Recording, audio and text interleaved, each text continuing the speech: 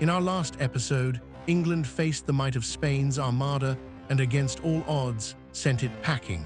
The sea dogs proved their bite, Elizabeth gave her Tilbury speech, and suddenly England wasn't just surviving, it was dreaming bigger.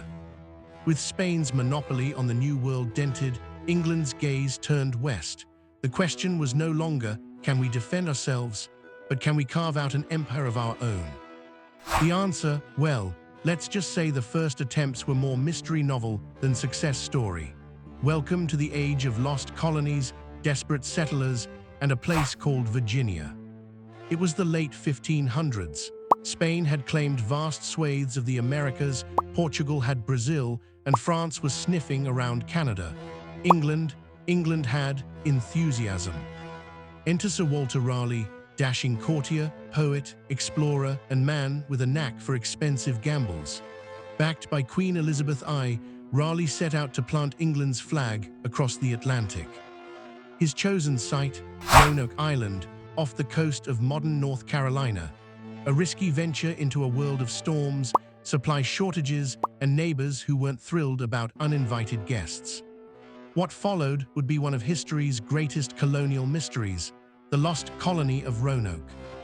The first Roanoke attempt in 1585 was led by Ralph Lane. The settlers, about 100 men, weren't exactly farmer material. Think soldiers, craftsmen, and gentlemen, more comfortable with swords than shovels. They struggled almost immediately. Supplies ran low, relations with native Algonquian tribes soured, and by 1586, the colony teetered on collapse. Just in time, Francis Drake happened to swing by after raiding the Caribbean. The men begged for passage home, and Drake obliged. But Raleigh wasn't done. A second group of settlers, this time including women and children, set out in 1587 under Governor John White. Among them was White's own daughter, who gave birth to Virginia Dare, the first English child born in the New World, a symbol of hope. And then silence. White returned to England for supplies, but between Spanish threats and Armada battles, he was delayed 3 years. When he finally returned in 1590, the colony was deserted. No bodies, no signs of struggle, just one haunting word carved into a post, Croatoan. Were they absorbed by local tribes, killed, moved inland? Historians still debate it. The mystery of Roanoke became a legend, and England's first lesson. Founding colonies was much harder than raiding treasure fleets. Despite the Roanoke fiasco, the dream of colonies lived on. By the early 1600s, the push resumed. This time, it wasn't just one ambitious courtier footing the bill. The Virginia Company of London, a joint-stock enterprise, took charge. Investors pooled money, hoping to strike gold, spices, or at least something profitable.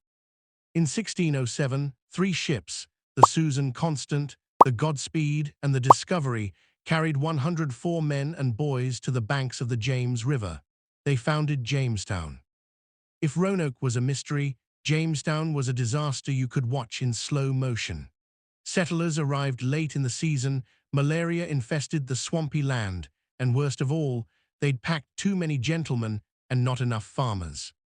As one colonist wrote, "Our men were destroyed with cruel diseases, and for the most part they died of mere famine."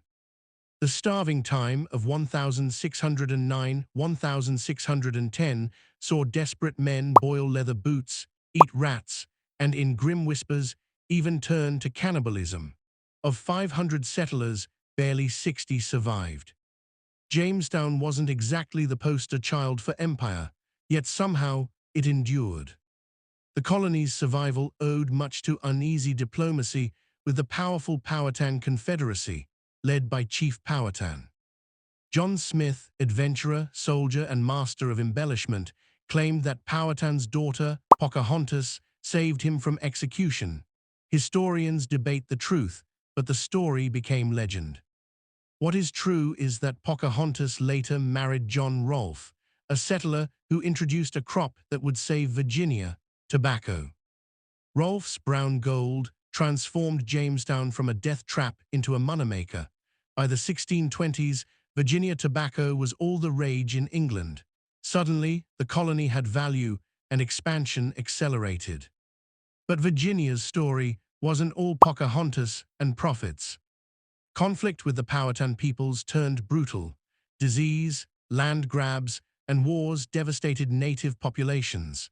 The English crown eventually revoked the Virginia Company's charter, turning the colony into a royal possession in 1624. The first seeds of forced labor were also planted. In 1619, a ship brought the first recorded Africans to Virginia.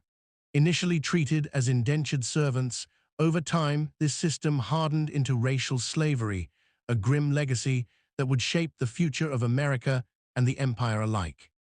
By then, Virginia was no longer a desperate outpost. It was the foundation of England's colonial foothold in North America. So, what did England learn from its first colonial experiments? 1. Colonies need farmers more than poets. 2. Supply ships must actually arrive. And 3. Mystery makes for good legend, but tobacco makes for actual profit. Roanoke was lost, Jamestown barely survived, but England now had its first permanent colony. The empire was no longer just a dream, it was becoming bricks, fields, and lives across the Atlantic. Yet while Virginia found its footing, another gamble was about to change history, not westward, but eastward, toward India, spices, and riches beyond imagination. Next time, the birth of the East India Company.